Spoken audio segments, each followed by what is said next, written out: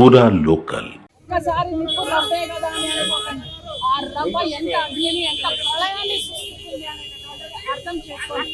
బాబు అంటే ఇక్కడ ఒక విషయం అమ్మా, మినిస్ట్రీలో ఎన్విరాన్మెంట్ లో ఉమెనే ఉన్నారు, కడగొట్టి కూర్చొని కుర్చీ వేసుకున్న ఆవిడ ఉమెనే ఉన్నారు. తర్వాత ఇంకా చెప్పాలి అని అంటే ఈ ఏరియాలో కూడా చాలా మంది ఉమెన్ ఉన్నారు.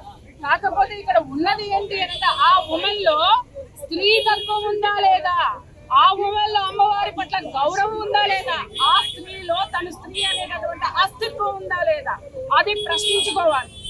అది కనుక ఉంటే ఇక రాను చూస్తారు ఏం జరుగుతుంది అనేటటువంటి. అర్థమైందమ్మా? ఇంకా వాళ్ళ గురించి మనం ఎక్కువ మాట్లాడుకోవాల్సిన అవసరమే లేదు, అసలు మాట్లాడను కూడా. ఎందుకు అనంటే వాళ్ళు ఏ ప్రెషర్ తో చేస్తున్నారు, పదవుల కోసం మాత్రమే స్త్రీలు అలంకరణ ప్రాయంగా పదవుల్లో కూర్చున్నారు అనేది ఇవాళ ప్రూవ్ అయింది.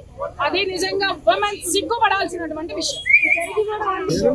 అంటే హిందూ స్త్రీ పట్ల, హిందూ స్త్రీ పసుపు కుంకుమల పట్ల, తాళిబొట్టు పట్ల వీళ్ళకి, ఈ ప్రభుత్వాలకి, ఉన్నటువంటి ప్రభుత్వాలకి ఎంత నిర్లజ్జం ఉందో, ఎంత చిన్న చూపు ఉందో, నిర్లజ్జాన్ని నేను మాట్లాడి ఎంత చిన్న చూపు ఉందో తెలుసుకోవాలి.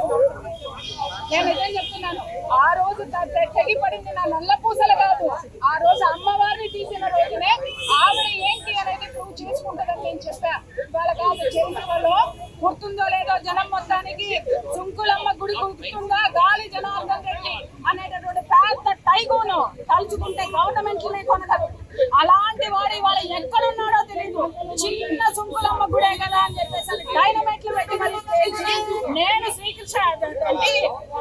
శ్రీకృష్ణదేవరాయల అంశాన్ని కూర్చున్నాడే ఎక్కడికి పంపించాలో అమ్మవారు పంపించింది. అలాగే ఆ కేసును మాఫీ చేయడానికి ప్రయత్నించినటువంటి సాక్షాత్తు ఒక హైకోర్టు జడ్జి సస్పెండ్ గురయ్యాడు. సస్పెండ్ గురైనటువంటి జడ్జి ఆత్మహత్య చేసుకున్నాడు. అమ్మవారి శక్తిని మాత్రం తక్కువ అంచనా వేయడం ఎవరు కూడా